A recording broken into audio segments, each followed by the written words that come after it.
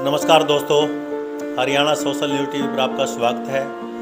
मैं राजेंद्र कौशल पहुंचा हूं गांव मटोर में, जहां पर एक जो है ना आवाज़, बुलंद आवाज़ को हमें सुनने का मौका मिला, जिसके ज़रिए एक पुरानी जो एक मुहिम है, जो बड़े से बड़े जो है ना एक गायक कलाकार हुए हैं, जिन्होंने बड़े बड़े एक इतिहासकारों की रचनाएं गाई हैं, उन्हीं के बीच में एक नाम आ रहा है। शख्सियत जानना चाहेंगे कि गायकी का अंदाज जो है ना उनका कितना ज़बरदस्त है, और एक जो प्राचीन परंपरा चलती आ रही थी, सांग परंपराएं, जिनके तहत एक इतिहासकारों के कथा और कहानियाँ बताई जाती थी, तो उन्हीं को लेकर के आज एक प्राचीन अवस्था को लेकर के आज हम एक ऐसे कलाकार के पास पहुँचे हैं, जिनकी जो बुलंद आवाज़ है, उन्होंने समाज में काफ़ी हद तक अपना एक नाम कमाया है। ऐसे शख्स से हम बात करना चाहेंगे। जी भाई साहब नमस्कार। नमस्कार सर। सर सबसे पहले तो आप ये बताइए कि कितने साल से आप इस गायकी के क्षेत्र में हैं? मैं करीब 25 साल से हूँ। पिछले 25 साल से आप गायकी के क्षेत्र में हैं, तो किस तरीके के आपने जो गाने आते हैं, वो किस लेवल के गाने आपने जो है अभी तक गाए? सर ऐसा है, हमने जब मतलब 25 साल पहले से और अब तक जितना भी गाया है, हमें समाज के मतलब अच्छा संदेश दिया, समाज को गाने के बहाने से अच्छा संदेश दिया है। तो हमारे गाने बजाने ऐसे हैं, बाप और बेटी बैठ के सुन सकते हैं, उसमें कोई ऐसा शब्द नहीं आएगा कि जिससे वो परेशान हो जाए। उसके अंदर फुहड़पन नहीं है कि अभद्र भाषा का इस्तेमाल नहीं किया, ऐसा कुछ भी नहीं है। अच्छा। तो बैठ के सुनो तो समाज को समझ में आता है, और उसमें समाज को एक अच्छी शिक्षा जाती है हमारे गाने से। और जो आजकल गाने चले हुए हैं, हम देखते हैं भाई वो बाप बेटी भी नहीं सुन सकते।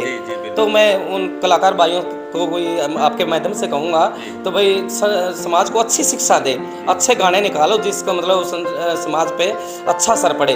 बुरा आप ये बताइए कि जैसे कि आज समाज की जो दिशा बदल रही है, पुराने ज़माने में लोग सांगों को पसंद करते थे, कथा कहानियों को पसंद करते थे, चाहे लैला मजनू की कोई बात आई, चाहे श्री फरियाद की आई, रोमियो जूलियट की आई, और भी अन्य प्रेमी हुए हैं जिनकी कथा और कहानियाँ सांग के जरिए लोगों तक पहुंचाने का एक जरिया था।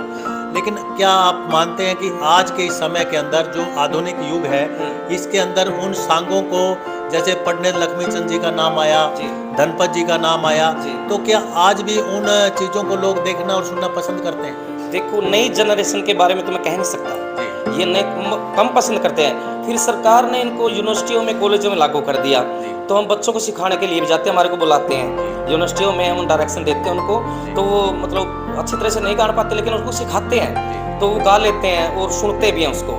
तो मैं सरकार का भी धन्यवाद करना चाहता हूँ आपके माध्यम से। तो और जो कितने टाइम से आपके जंदो अंदर, जैसे कि आपने 25 साल का जिक्र किया है, भाई 25 साल से मैं इस गायकी के क्षेत्र में हूँ।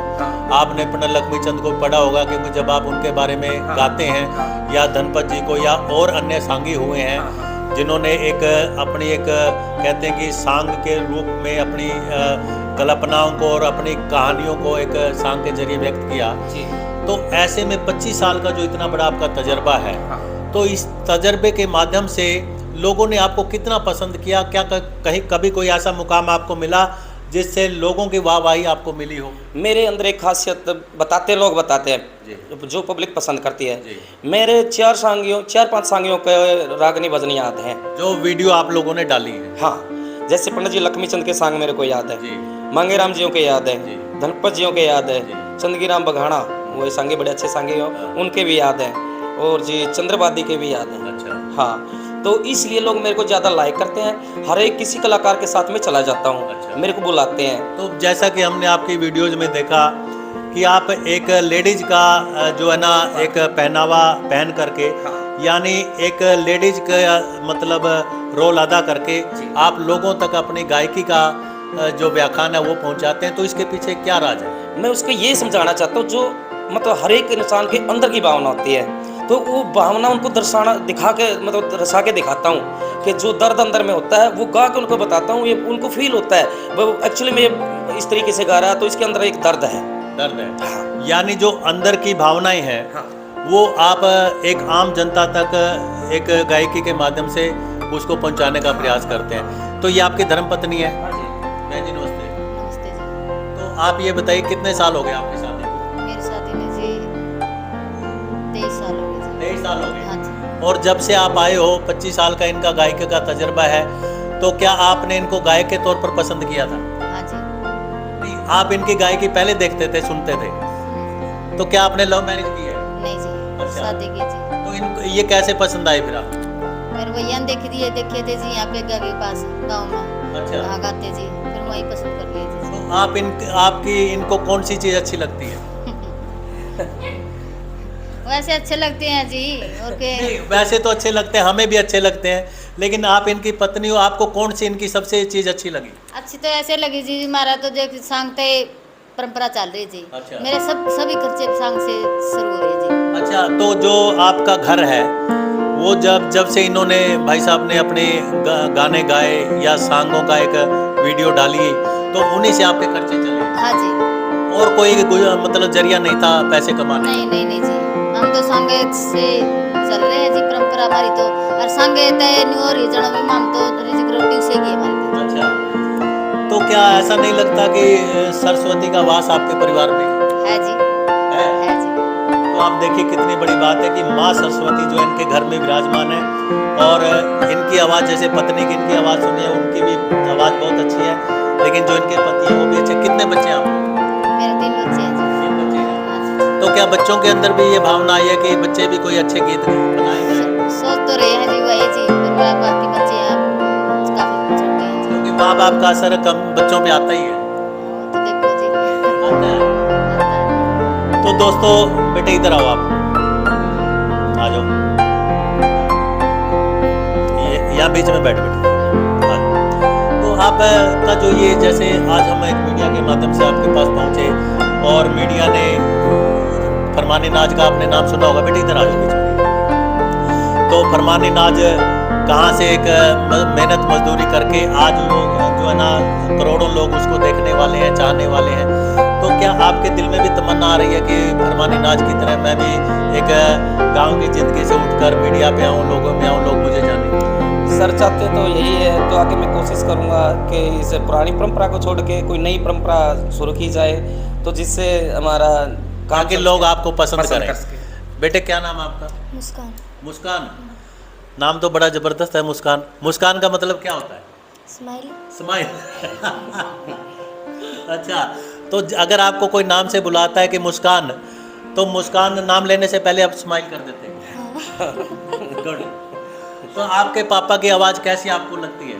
बहुत अच्छी लगती आप अपने पापा को पसंद करते हो?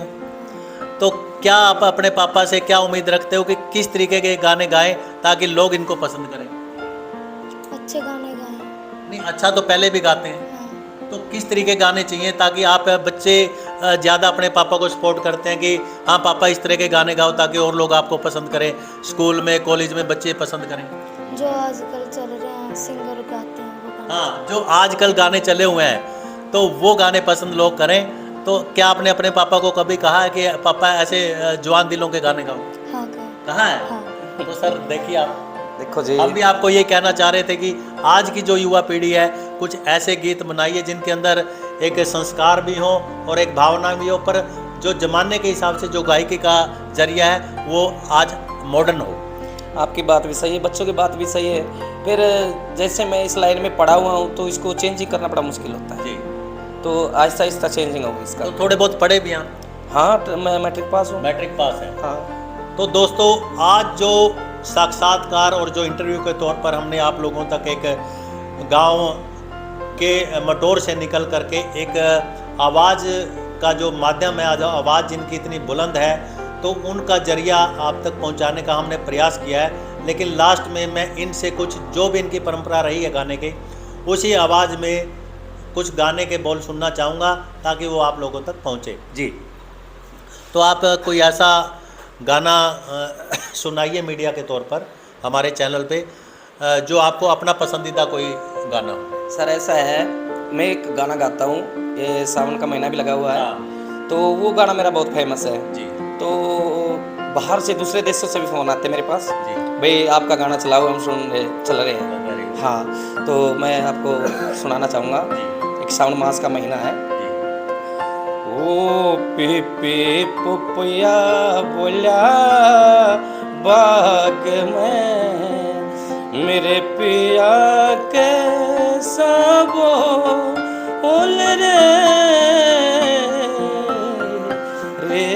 पपया बरी नु मत बोले गजबी बाग में।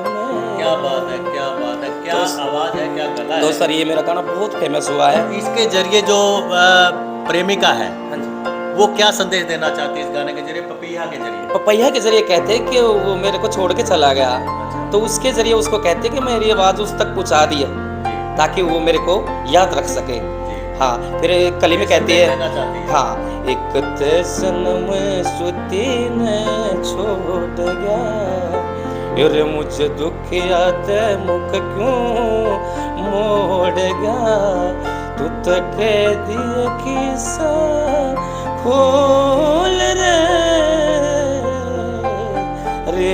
पपया बरी नु मत बोल रे गजबी बाग में। क्या बात है, क्या बात है, वेरी गुड, वेरी गुड। तो आप अपने पति की आवाज़ सुन के क्या इन पे आप भी मोहित हुई हैं? हाँ जी, हो गए? हाँ जी। क्या बात है। तो दोस्तों, ये हमने ग्राउंड लेवल से आप लोगों तक एक दबी हुई आवाज़ को मीडिया के माध्यम से उभारने का प्रयास किया है, ताकि ऐसे ऐसे कलाकार हिंदुस्तान में हैं और ख़ास करके इस गांव की धरती पर जिनकी आवाज़ किसी न किसी जरिए दबी रह जाती है, लेकिन मीडिया की मुहिम है हमारे चैनल की कि ऐसी बुलंद आवाज़ों को आप लोगों तक पहुंचाया जाए। बने रहिए राजेंद्र कौशल के साथ हरियाणा सोशल न्यूज़ टीवी पर। जय हिंद, जय भारत।